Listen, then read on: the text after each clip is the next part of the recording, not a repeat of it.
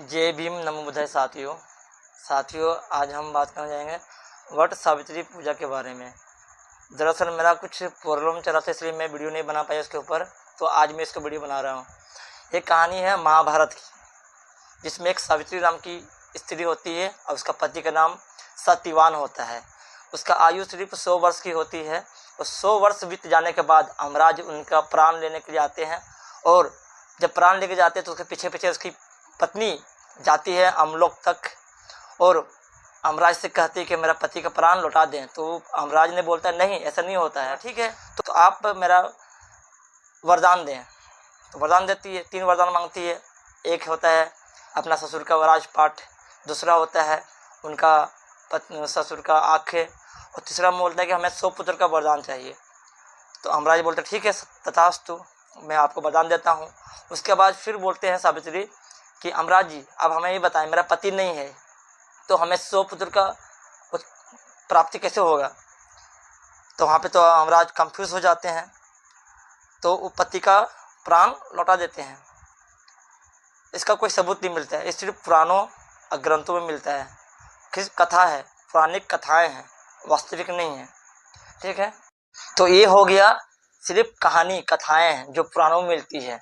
अब मैं बताता हूँ असलियत क्या है। सो जब भारत का आगरा में थे तो अपनी पुस्तक में लिखते हैं कि इस भारत देश में कोई पूजा, कोई प्रथा नहीं था। सिर्फ क्या था, सवन परंपरा जो बुद्ध के समय में था। बुद्ध की पूजा होती थी सिर्फ। और ये लोग पाखंडवाद में क्या करते हैं, ब्राह्मण पाखंडवाद, ये लोग परंपरा बना देते थे पूजा होना चाहिए। ये हकीकत नहीं है।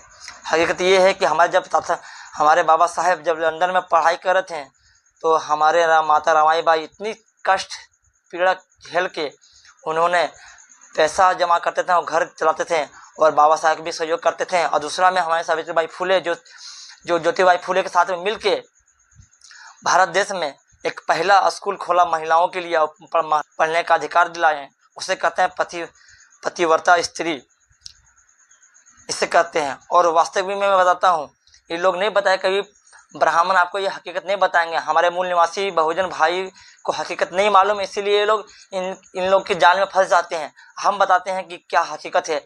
एक है किताब, पुस्तक, मनुस्मृति के बाद प्राचीन स्मृति।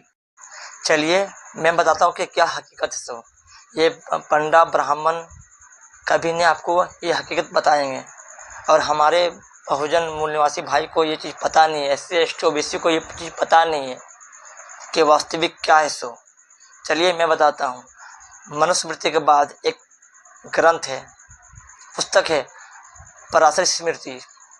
इसमें लिखा है 4था अध्याय, श्लोक नंबर 17 में लिखा है, आप यहाँ पढ़ सकते हैं क्या लिखा हुआ। सो कि पति के जीवित रहते ही उनकी उपासना या उपवास व्रत ना रखना चाहिए।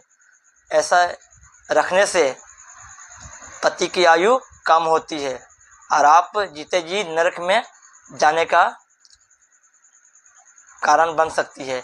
ऐसा मैं नहीं कह रहा हूँ, इस ब्राह्मण लोग का पुस्तक है पराशर स्मृति, इसमें लिखा हुआ है। आप अगर यकीन ना हो तो आप PDF में जाके चीज़ मंगा सकते हैं, या तो नेट के माध्यम से आप बना सकते हैं। क्या बोले हम, चौथा अध्याय पे श्लोक नंबर 17 में ये चीज़ लिखा है।